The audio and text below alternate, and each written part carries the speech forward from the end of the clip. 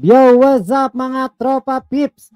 Magandang gabi po sa inyong lahat at welcome po dito sa ating live. Ayan, at shoutout sa Ingan Sara. At ang atin pong pag-uusapan ay ito pong matinding laglagan na ito patungkol kay Senator Bato de la Rosa at kay Kerwin Espinosa.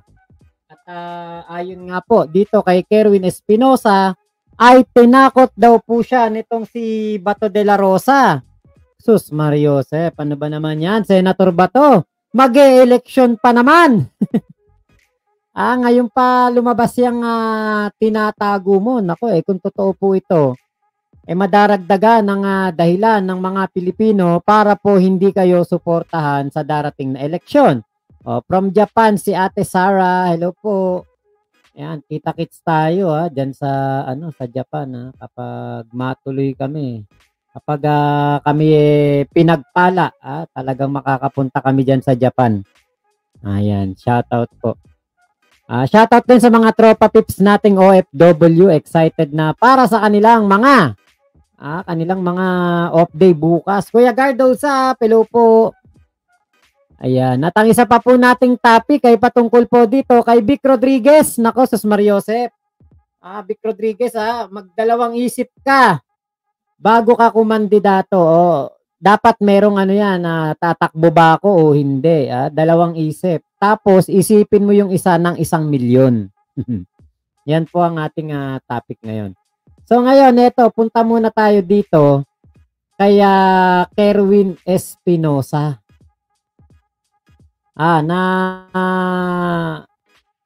Pagkatapos po nito na na makalaya, ngayon po ay napagdesisyonan niya na kumandidatong mayor ng Albuera.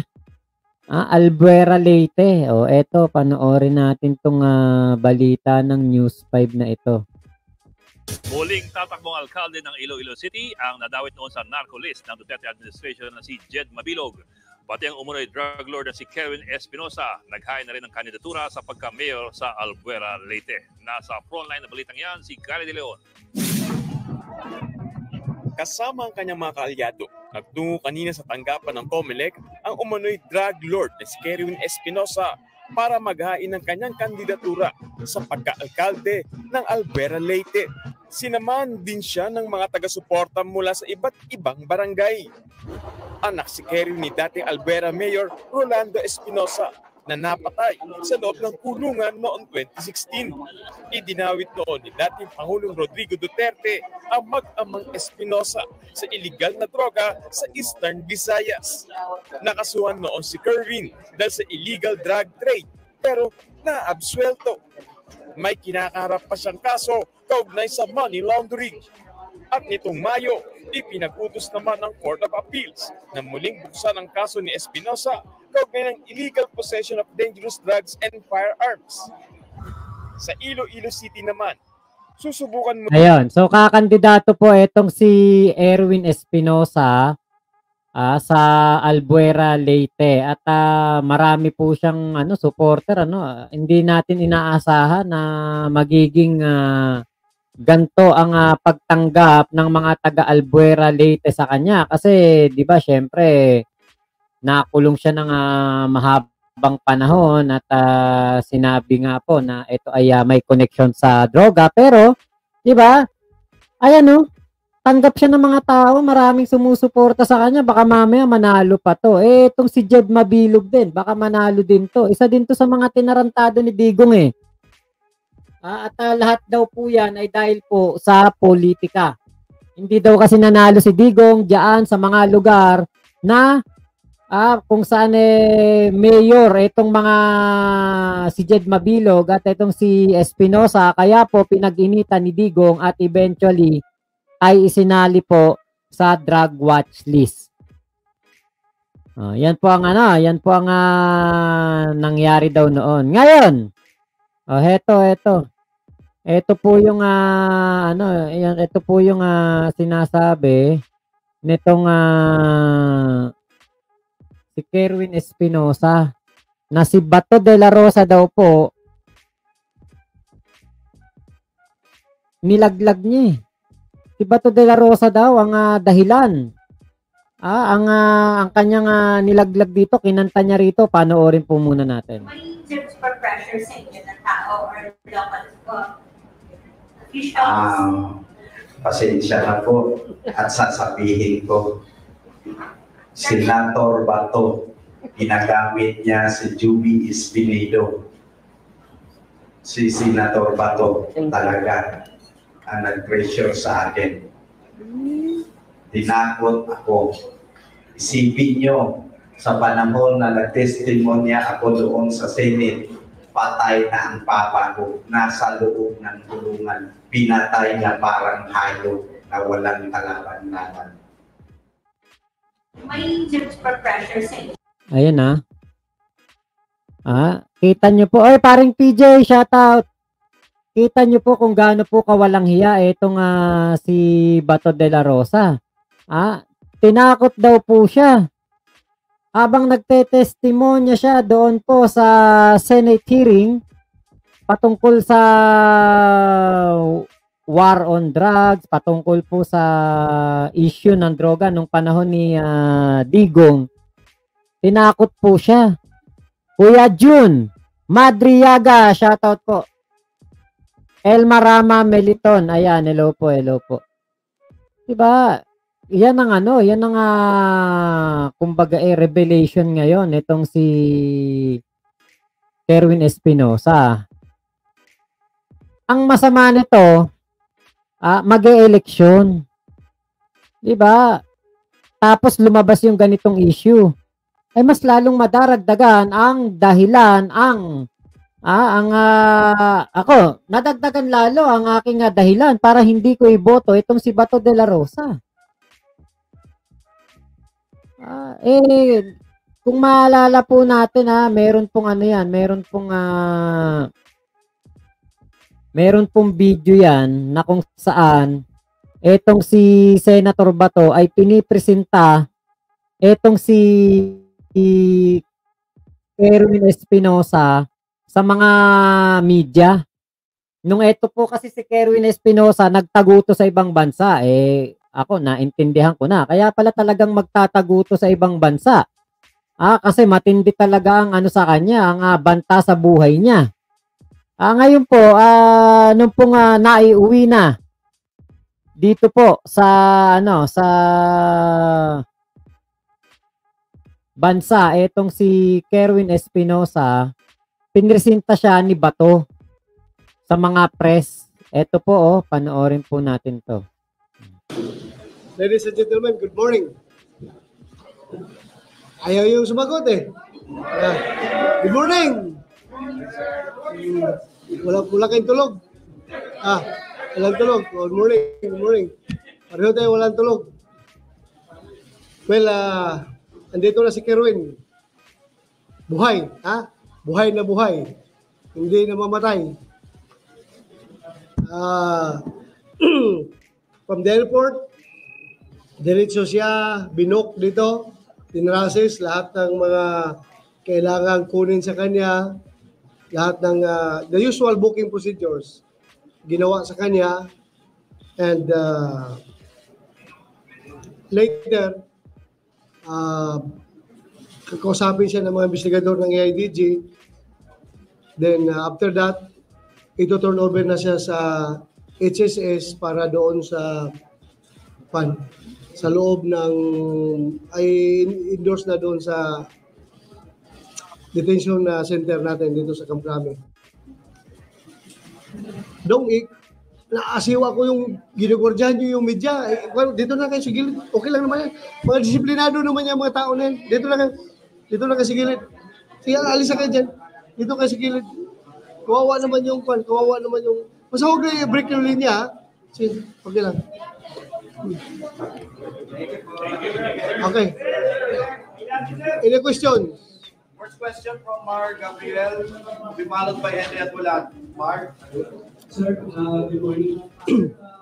Gaano kahalaga na nandito na si Kerwin at ano yung mga inaasahan natin bibigat sa kanya?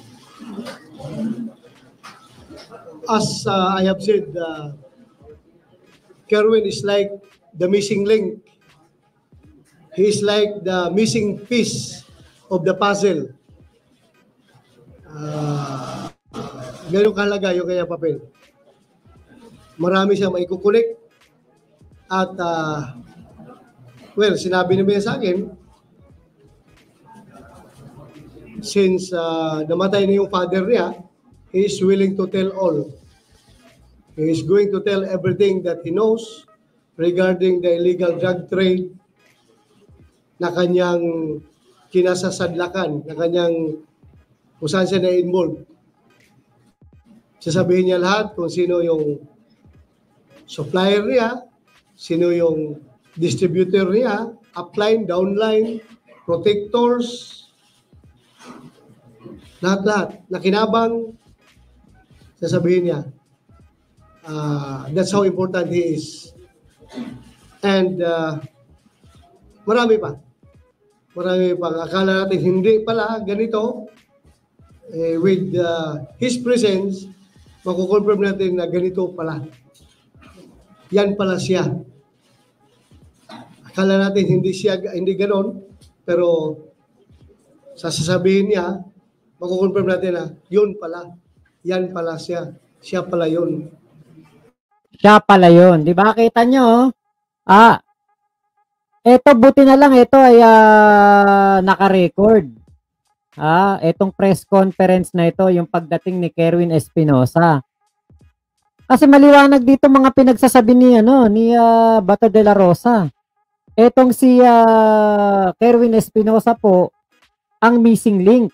So ibig sabihin, Kerwin Espinosa, after mo nasabihin na pinressure ka ni Bato de la Rosa, yan ba ang tinuro sa'yo ni Bato?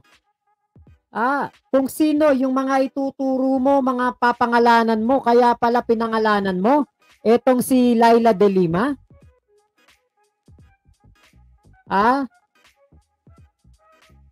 Kaya ba pinangalanan mo si Laila de Lima dahil kay Senator Bato, utos niya? Ito po yung sinabi niya nitong si Kerwin Espinosa patungkol kay Laila de Lima. Senator Laila de Lima, ulitin ko na naman. Sorry talaga, biktima lang ako at biktima ka rin sa nakaraang administrasyon na walang katotohanan ang lahat ng ginawa sa atin. Sorry talaga, Ma'am Laila. Ayun. Sorry daw. Kaya Laila de Lima dahil utos ni Bato.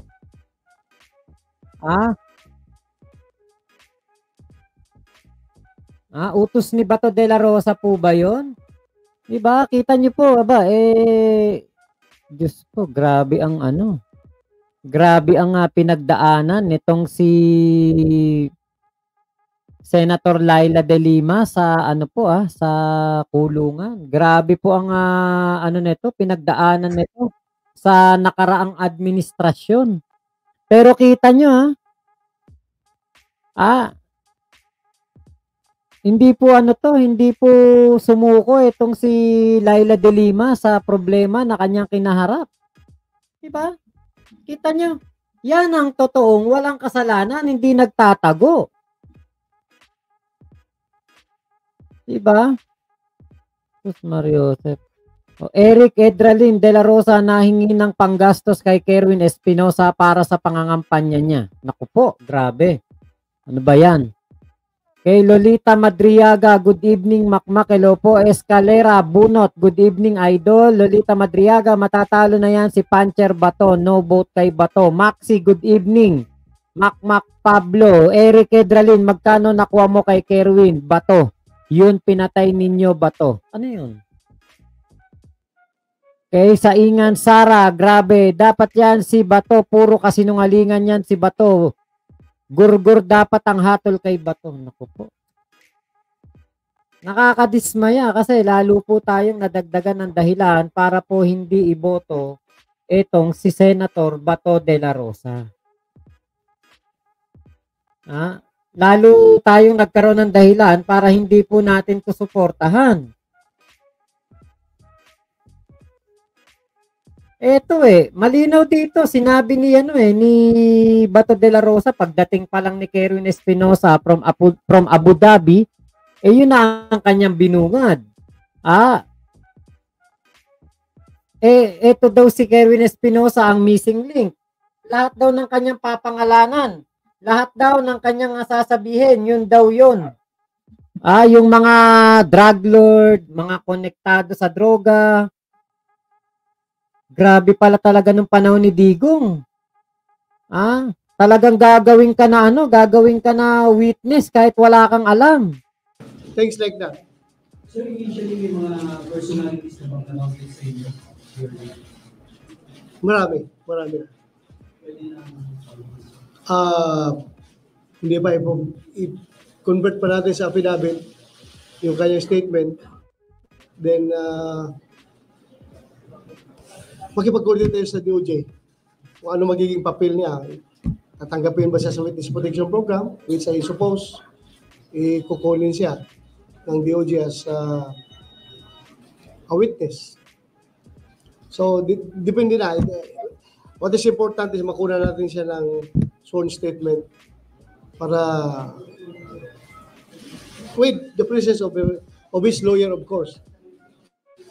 Nanay mo, abogado, no? Dito na, sir. Diyan na. Hindi yan kailangan to be... Ngayon, wala na akong takot sa pulis. Nakita ko yung kanilang pag-safety sa akin mula pagkuha nila doon sa Abu Dhabi hanggang dito sa Krabi.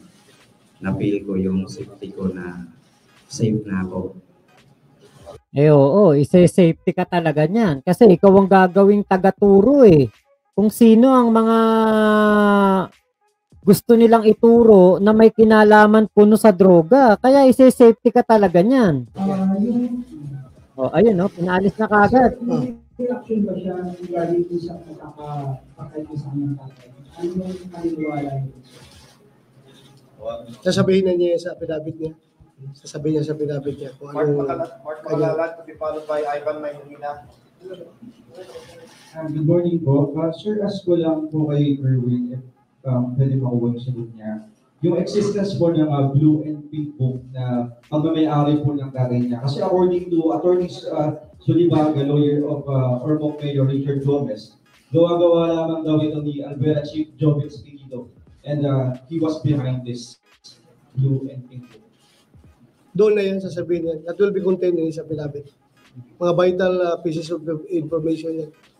Ayun puro doon daw sa affidavit kasi siguro wala pang naituturo dito kung ano ang gagawin ni Joby ni Kerwin Espinosa. Actually, pati si Joby Espinosa